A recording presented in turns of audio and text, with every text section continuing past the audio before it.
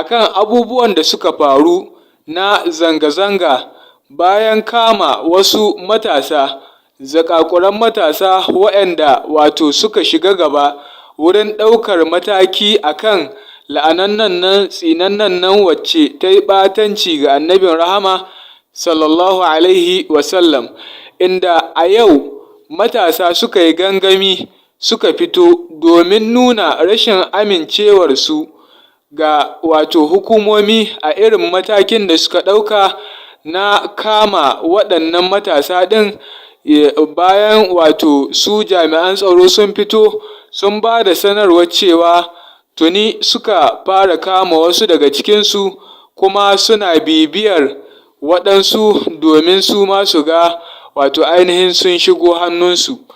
Yayin da waɗannan matasa suka fito suka nuna rashin amincewarsu da wannan mataki da gwamnati ta ɗauka, inda daga baya kuma zanga-zangar ta fara ɓaci, inda gwamnan jihar Sokoto Aminu Waziri Tambuwal ya fito ya sanya ya yi bayanin sanya dokar ta ɓaci a wannan jiha ɗin domin taƙaita zirga-zirga ta mutane ta yadda za a iya control ko kuma shawo kan wannan tarzoma da ta ɓarke.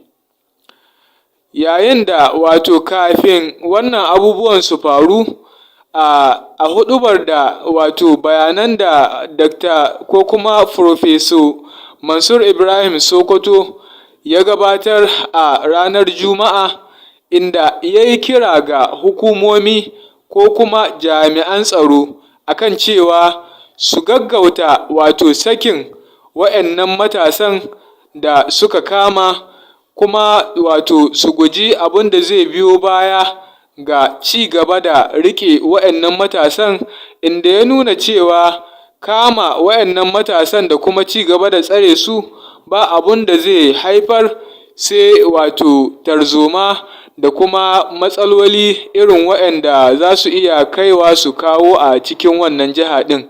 Saboda haka ga bayanin da Dr. Professor Mansur Ibrahim Sokoto ya yi game da wannan. Muna kira ga jami'an tsaro su saki mutanen da suka kama cikin wannan matasa, kuma a sani duk hukuncin da za a yi musu wallahi ba zai bari a zauna lahiya ba, saboda husata su aka yi.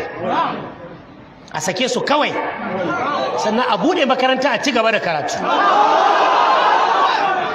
Ina waɗanda suka kashe janar alkali a Duradu, ba sake su aka yi ba? Laifin me ya yi masu? Kuma kamar yadda muka ce wannan abin da ta yi, da ta yi ma Jesus ne sai an kashe ta, saboda mu duk annabawan Allah abu ɗaya ne gare mu. To alhamdulillah, masha Allah, jama'a kun ji irin bayanan da Prof. Mansur Ibrahim Sokoto ya gabatar game da wannan matsala ta kama waɗannan matasa da hukumomi suka yi. Sai dai wani hanzari ba gudu ba, shi Prof. Ibrahim Mansur Ibrahim Sokoto ya fito ya yi gargaɗi jim kaɗan kamin fara wannan zanga-zanga, inda ya yi kira ga al'umma musamman matasa akan cewa su guji zanga-zanga, saboda zanga-zangar za ta iya rikidewa ta basu zuwa ga wata tarzoma ta daban wacce zai iya sanyawa a yi asara ta dukiyoyi da kuma rayuka, wanda kowa ya ga irin bidiyoyin da ke zazzagayawa a shafukan sada zumunta, inda ake ganin kuwa hakan ya faru bayan an ga an nuno wasu waɗanda ake tallabe da su an harbe su, kuma bayanan da ake samu daga baya-bayan nan sun nuna cewa akwai wani matashi ƙwaya ɗaya wanda halbi ya sa ya rasa ransa. Bayan kuma daga baya an ga wani bidiyo da ke zagayawa a shafukan sada zumunta, inda yake nuni ga yadda wasu suka farma wato wasu shaguna, inda aka ga suna ɗibar kayayyaki, wanda dama duk lokacin da aka samu irin wannan tarzomar akwai wasu bara gurbi ɓata gari waɗanda dama ba su da wani abun da suke yi, suke amfani da wannan dama domin wato shiga cikin wannan su yi irin tasu ɓarna, su tafka irin tasu ta'asa da suke ƙoƙarin wato ainihin tafkawa. Amma dai dukkanin abun da ya faru ga wannan wato a tarzoma da ta faru sakamakon wannan zanga-zangar, a iya cewa wato su kansu jami'an tsaro ko kuma hukumomi a jihar ta Sokoto su ne suka shige gaba, wato suka yi sanadiyar faruwar irin waɗannan abubuwan da suka faru. Saboda an yi gargaɗe su akan wato tun farko gada su kama waɗannan matasa, ko kuma akan irin matakan da suke nufin ɗauka game da wannan al'amari ɗin. Saboda haka kai tsaye bari mu kawo muku rahoto wanda su hukumomi ko kuma jami'an tsaro suka nuna cewa lallai sun kama wasu daga cikin matasa, wanda wannan kamun shine ya haifar da wannan tarzoma da aka samu a wannan jiha ta Sokoto. Saboda haka ga bayanin da suka yi.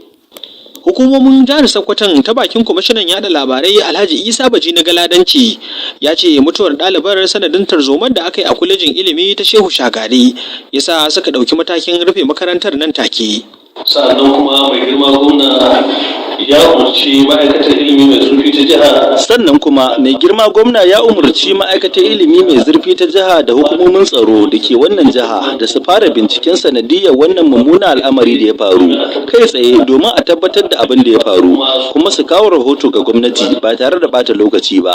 Baya ga wannan, mai girma gwamna Alhaji Aminu Waziri Tambuwal ya yi kira ga al'ummar jihar Sokoto da su kwantar da hankalinsu, su ci gaba da hidimominsu yadda aka saba, a tabbatar da zaman lafiya da kwanciyar hankali a cikin jihar kafin a samu cikakken rahoto wanda ita gwamnati za ta yi amfani da shi don ɗaukan matakan da ya kamata ta ɗauka.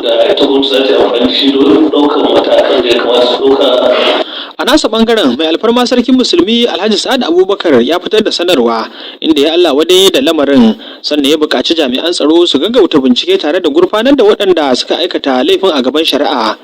Kakakin rundunar 'yan sandan jihar Sokoto ASP Sanusi Abubakar ya ce sun kama wasu da ake zargi da hannu a tayar da yamutsin. Cikin waɗanda ake zargi da suka ɗau doka a hannunsu yanzu haka mutum biyu sun shigo hannu, kuma akwai bidiyo wanda ya dinga yawo a yanar gizo wanda aka ga wasu waɗanda suka ta jifin wannan yarinya, kuma ana nan ana ta bibiyan su, kuma insha Allah za a ɗauki matakin da ya dace. Kamar mutum nawa ne abin ya shafa haka waɗanda ko suka mutu?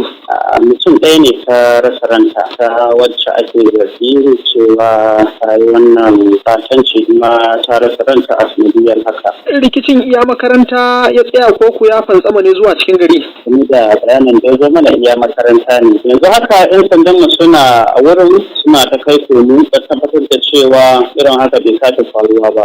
Mutum biyun da kuke rike da su me suke shaida muku kawo yanzu? To ana nan ana ta bincike, kuma akwai su da yawa, ana nan ana ta bibiyan su, kuma da bincike ya kammala za ku ji daga gare mu nan ba da jimawa ba. Kazalika ASP Sanusi ya ce mutum biyun da suka kama suna samun bayanai daga gare su, sannan ya kara da cewa da haɗin gwiwar hukumomin kwalejin ilimi ta Shehu Shagarin suna ƙoƙarin tuntubar dangin ɗalibar. Zaharaddin Lawan, BBC Hausa a Abuja, Najeriya.